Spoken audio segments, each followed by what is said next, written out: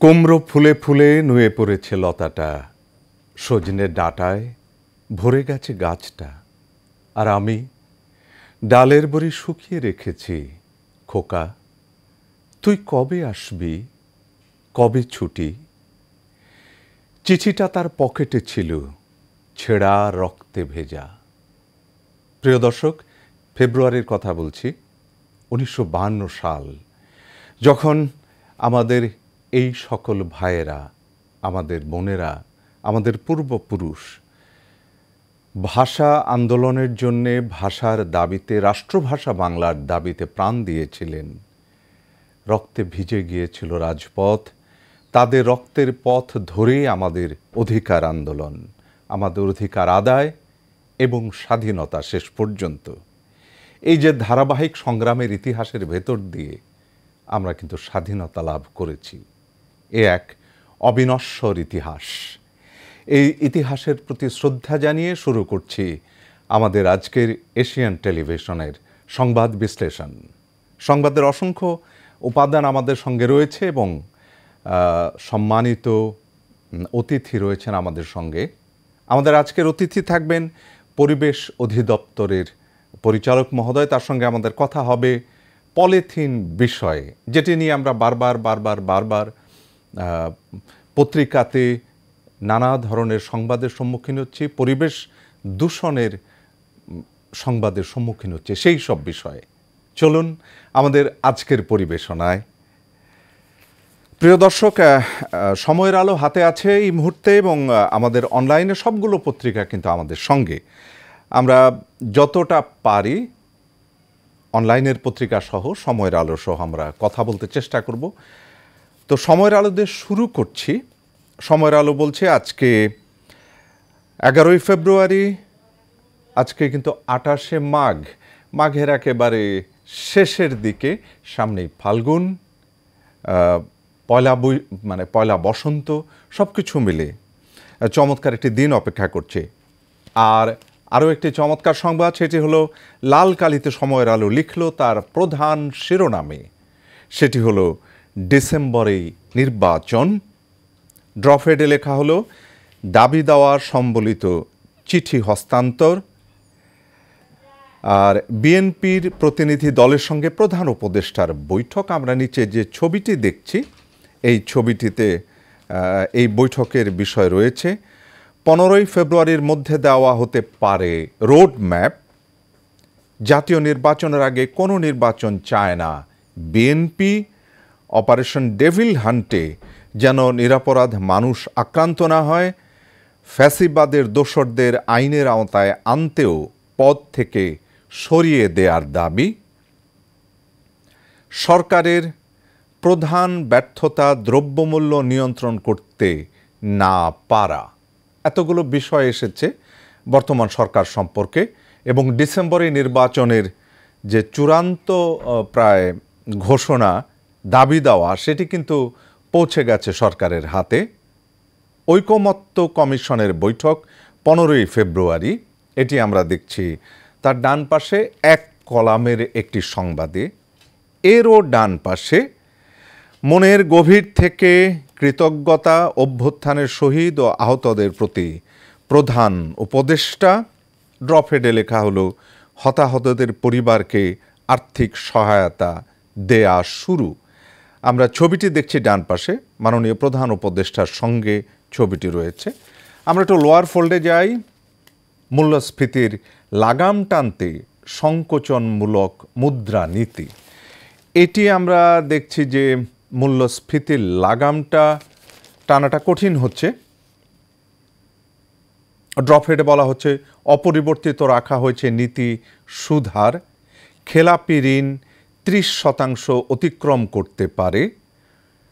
একটা কোটেশন আছে তাসকিন আহমেদ, সভাপতি ডিসিসিআই এর। কোটেশনটি হলো যে সংকোচনমূলক মুদ্রানীতি বেসরকারি খাতের প্রবৃদ্ধি ব্যাহত করবে। ডান পাশে বেতন বাড়ানোর 14 সুপারিশ পরামর্শক কমিটির প্রতিবেদন। প্রাথমিকে সরকারি শিক্ষক পদ বিলুপ্ত, না আবার পড়ছি, প্রাথমিকে সহকারী শিক্ষক পদ বিলুপ্ত থাকবে না 2 শিফট প্রধান শিক্ষকের ক্ষেত্রে কিছু প্রস্তাব। এটিতে বলা হলো প্রাথমিক শিক্ষকদের সত্যি যে জীবনযাপন সেটিকে কিন্তু একটি অবস্থানে নিয়ে আসা জরুরি। লিড নিউজে বলা হলো দেশের সরকারি প্রাথমিক বিদ্যালয়ের শিক্ষকদের বেতন বাড়ানোর সুপারিশ করেছে প্রাথমিক ও উপানুষ্ঠানিক শিক্ষা সংস্কারে গঠিত পরামর্শক কমিটি।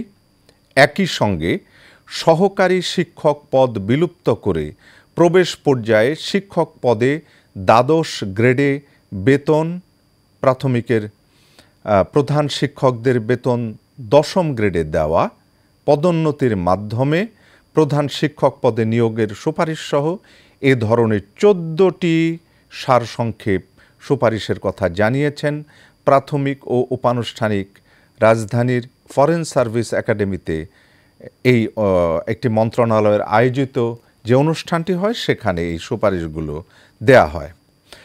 আমরা চাই একেবারে প্রাথমিক পর্যায়ে শিক্ষকদের বেতন এবং জীবনমানের পরিবর্তন ঘটুক, কারণ ওখান থেকেই আমাদের শিশু শিক্ষার্থীরা তৈরি হন। সারা দেশে গ্রেফতার আরও 343 জন, অপারেশন ডেভিল হান্ট, শাহবাগে অবস্থান, চাকরি প্রত্যাশীদের উপর পুলিশের লাঠিচার্জ। এই ছিল আমাদের সময়ের আলোর আজকের প্রথম পাতার যে সংবাদগুলো আমরা দেখেছি। প্রিয় দর্শক, আমরা বলেছি যে আমাদের সঙ্গে আজকে অতিথি রয়েছেন। আমরা অতিথির সঙ্গে যোগাযোগ করার চেষ্টা করছি। অতিথির সঙ্গে যোগাযোগ তৈরি হলেই কিন্তু আমরা তার সঙ্গে কথা বলবো। দেশ রূপান্তর আমাদের হাতে। দেশ রূপান্তর বলছে আজকে মঙ্গলবার 11 ফেব্রুয়ারি 28 মাঘ 1431 বঙ্গাব্দ। তার প্রধান সংবাদে দেশ রূপান্তর বলছে ডিসেম্বরের মধ্যে ভোটের আশ্বাস। এটি হলো তার উপরে প্রধান উপদেষ্টা অধ্যাপক মোহাম্মদ ইউনূসের সঙ্গে গতকাল ঢাকায় রাষ্ট্রীয় অতিথি ভবনে যমুনায় বিএনপির প্রতিনিধি দল। এই ছবিটি আমরা দেখছি দেশ রূপান্তরে। প্রিয় দর্শক, আমরা বলেছি যে সারা দেশের যে বায়ু দূষণ, যে পলিথিন দূষণ, তা নিয়ে কিন্তু আমাদের কথা হবে। আমাদের সঙ্গে থাকবেন, আমরা অতিথির সঙ্গে কথা বলবো। আমরা অতিথিকে স্বাগত জানাচ্ছি। আমাদের আজকের অতিথির নামটা বলি। অতিথি হচ্ছেন পরিবেশ এখন ঠিক আছে অধিদপ্তরের সম্মানিত পরিচালক মোহাম্মদ শওকত আলী। আমরা মোহাম্মদ শওকত আলীকে আমাদের অনুষ্ঠানের স্বাগত জানাই। এশিয়ান সংবাদ বিশ্লেষণে স্বাগত জানাচ্ছি মোহাম্মদ শওকত আলীকে, পরিচালক পরিবেশ অধিদপ্তর। মোহাম্মদ শওকত আলী নিশ্চয়ই ভালো আছেন আশা করছি। আজকে সকালে খুব কুয়াশা, বেশ একটু শীত, ঢাকার বাইরেও শীত আছে। এই সকালে আপনাকে স্বাগত জানাই এশিয়ান টেলিভিশনের সংবাদ বিশ্লেষণে। আমরা কিছুদিন আগে আমরা পত্রপত্রিকা এবং আজকেও দেখছি যে পলিথিনের দূষণ আমাদের অনেকগুলো বিষয়কে ব্যাহত করছে। সেটি হলো জলজট, যেটি হয় বৃষ্টি হলেই সব কিছু বন্ধ হয়ে যায় পানিতে। আর এর মধ্যে 19টি খাল বন্ধ হয়ে গিয়েছিল, সেটির আবার তৈরি করা হচ্ছে, তার মধ্যেও কিন্তু পলিথিন। আর এর মধ্যে আরেকটি বিষয় আমরা খেয়াল করেছি যে পলিথিনের কারখানাগুলো বা পলিথিনের বিরুদ্ধে কোনো অভিযান করতে গেলে সেখানে বাধা আসছে। মোহাম্মদ শওকত আলী, বিষয়গুলো আমাদের একটু যদি জানান যে পলিথিনের বিরুদ্ধে কাজ করতে গেলে কি ধরনের চ্যালেঞ্জের মোকাবেলা করতে হচ্ছে। জি, ধন্যবাদ। আমাকে শোনা যাচ্ছে বোধহয়?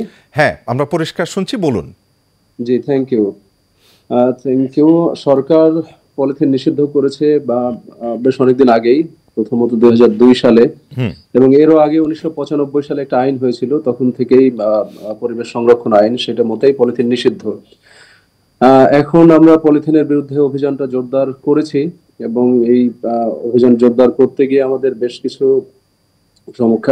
সমস্যার সম্মুখীন হতে হচ্ছে। এখন অনেক ক্ষেত্রেই যখন আমরা পলিথিন কারখানাগুলোতে অভিযান করছি, তখন কারখানার যারা শ্রমিক আছেন, মালিক পক্ষ আছেন, তারা মানে এই বিষয়টাকে খুব সহজভাবে নিচ্ছেন না এবং এক ধরনের প্রোটেস্ট তাদের পক্ষ থেকে আমরা ফেস করছি।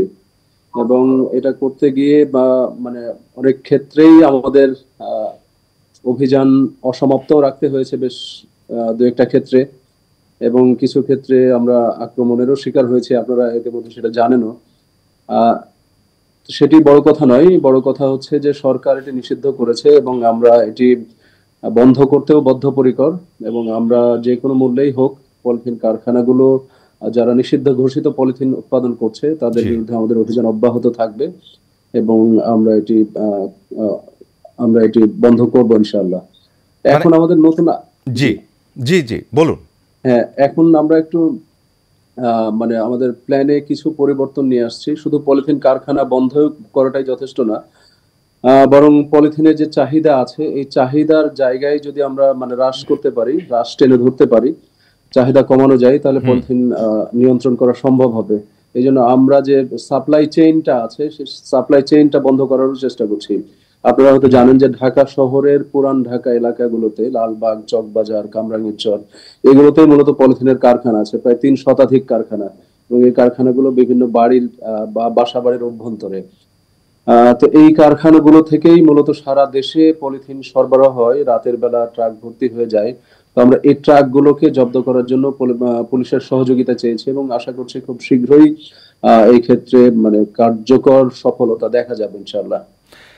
আমরা একটু বিষয় জানতে চাচ্ছি ছোট্ট করে, যে জি, পলিথিনের যে উপাদানগুলি বিদেশ থেকে আমদানি করা হয়, এই জি। উপাদানগুলি আমদানির ক্ষেত্রে কি কোনো নিষেধাজ্ঞা প্রয়োগ করেছেন সরকার? আহ এই ক্ষেত্রে নিষেধাজ্ঞা আরোপ করা হয়নি। নিষেধাজ্ঞা আরোপ করা হয়নি কারণ এই উপাদান দ্বারা বৈধ পলিথিন বা বৈধ প্লাস্টিক সামগ্রী উৎপাদন করা যায়। একই আচ্ছা, উপাদান দিয়ে নিষিদ্ধ সামগ্রী উৎপাদন করা সম্ভব, বৈধ সামগ্রী উৎপাদন করা সম্ভব, এই জন্য সেগুলো আসলে নিষেধ করা হয়নি। পলিথিনের বিকল্প হিসেবে আমরা দেখেছি যে বাংলাদেশের পাটজাত দ্রব্য থেকে সোনালী ব্যাগ তৈরি হয়েছে, এবং পাটের বহুমুখীকরণ এই প্রক্রিয়ার মাধ্যমে সমগ্র ব্যবস্থাকে পাল্টে দেয়া যায়, মানে আমাদের প্রয়োজনীয় ব্যাগগুলো কিন্তু আমরা পেতে পারি।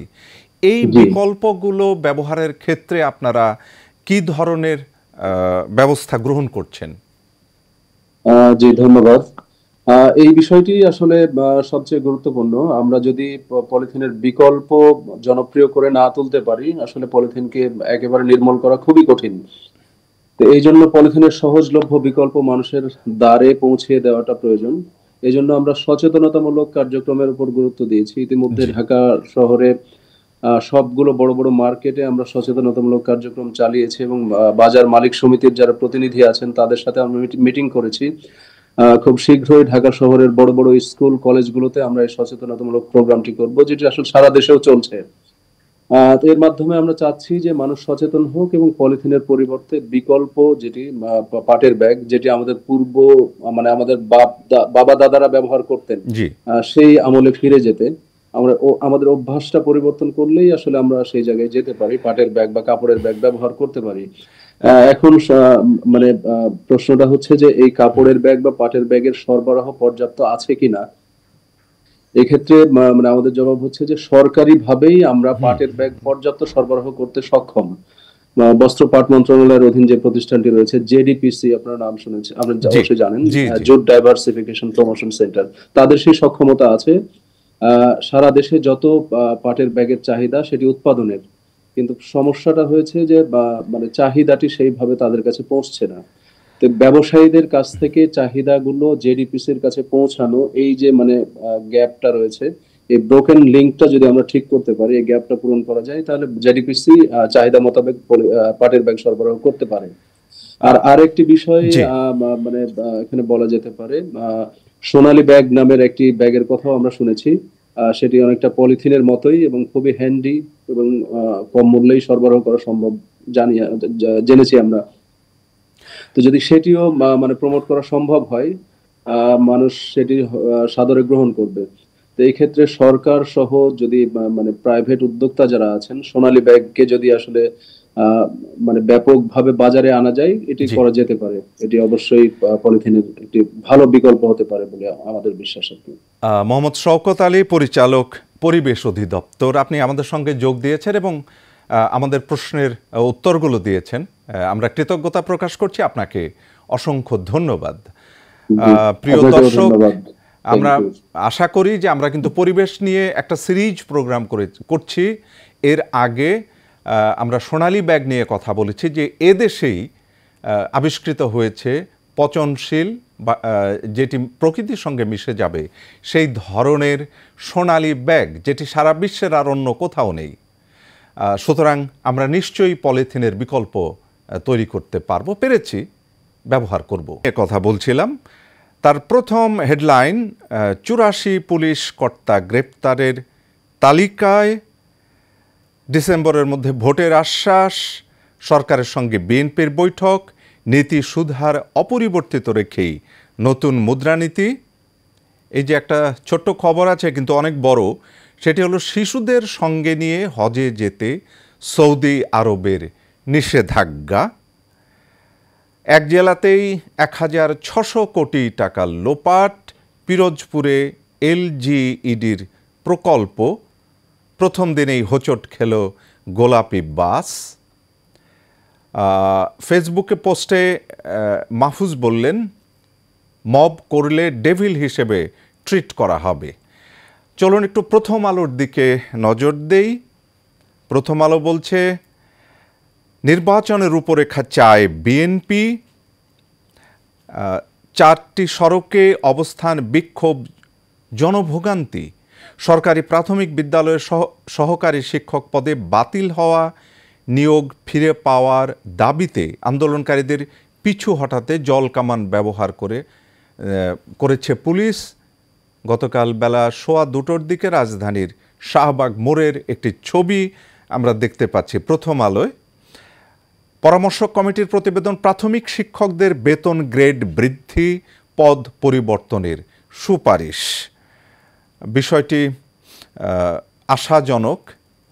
সাবেক এমপি সহ সারা দেশে গ্রেপ্তার 343। আমরা একটু ইত্তেফাকের দিকে যদি একটু তাকাই, আসুন ইত্তেফাক বলছে যে 12 অর্থ পাচারকারীকে চিহ্নিত করা হয়েছে। পাচার হওয়া অর্থ ফেরত আনতে আন্তর্জাতিক প্রতিষ্ঠানকে নিয়োগ দেওয়া হচ্ছে। যুক্তরাজ্যের প্রতিনিধি দল বাংলাদেশে ঘুরে গেছে, সুইজারল্যান্ডের প্রতিনিধি দলও আসছে। সরকার ডিসেম্বরের মধ্যে নির্বাচনের প্রস্তুতি নিচ্ছে, প্রধান উপদেষ্টাদের সঙ্গে বৈঠক শেষে ফখরুল। আমরা একটু দেখি, ডেভিল হান্টে আরও 343 জন গ্রেফতার, 13 বছরে হত্যার মোটিভ উদ্ঘাটিত হলো না। এটি সাগর রুনির হত্যার সেই বিষয়টি। আবারও সেই খবরটি, হজে শিশুদের সঙ্গে নিতে নিষেধাজ্ঞা আরোপ করা হয়েছে। গাজার নিয়ন্ত্রণ নিতে বদ্ধপরিকর ট্রাম্প, কঠোর হুঁশিয়ারি হামাসের। আমার ভাই রক্তে রাঙানো 21-এর আবেগ ছড়ানো সাহিত্যিকরা ছিলেন দৃঢ় প্রতিজ্ঞ। এই ছিল আমাদের আজকের ইত্তেফাকের প্রধান খবরগুলো। একটু যুগান্তর সামনে চলে এসছে, যুগান্তরটা আমরা একটু দেখে নিই। যুগান্তর একেবারে প্রথমে ছবিসহ তার প্রথম হেডলাইন করল, জুলাই আগস্টে লেডি হিটলারের নৃশংস গণহত্যা, হাসিনার বুলেটে শহীদ 1581 জন। ডিসেম্বরের মধ্যে নির্বাচনে আপত্তি নেই সরকারের, প্রধান উপদেষ্টা বললেন এটি। আর ব্যাংক ঋণে চড়া সুদের ধারা অপরিবর্তিত, মুদ্রানীতি ঘোষণা, মূল্যস্ফীতি নিয়ন্ত্রণে প্রাধান্য। এই ছিল আমাদের যুগান্তরের খবরগুলো। একেবারে অনুষ্ঠানের শেষে চলুন যাওয়া যাক তাহলে। প্রিয় দর্শক, অনুষ্ঠানের একদম শেষ মুহূর্তে এশিয়ান সংবাদ বিশ্লেষণের আমরা একটু চেষ্টা করে থাকি প্রতিদিনের প্রধান সংবাদপত্রের সংবাদগুলো জানিয়ে দিতে। সঙ্গে একজন অতিথি থাকেন, তিনি সংবাদ বিশ্লেষণ করেন, সুবিধা অসুবিধাগুলো বলেন। আবারও বলছি, আজকে কিন্তু ঘন কুয়াশায় ঢেকে গেছে ঢাকা, এবং এই কুয়াশাটি শরীরের জন্য অত্যন্ত খারাপ। যেটি হচ্ছে, বায়ু দূষণে আমাদের ক্যান্সার বাড়ছে আশঙ্কাজনকভাবে, এবং পৃথিবীতে বায়ু দূষণের ক্ষেত্রে ঢাকা মহানগরী প্রায় সর্বপ্রথম অবস্থানে থাকে। আমরা এই নিয়েও কথা বলবো। আগামীকাল দেখা হবে। শুভেচ্ছা সবার জন্য।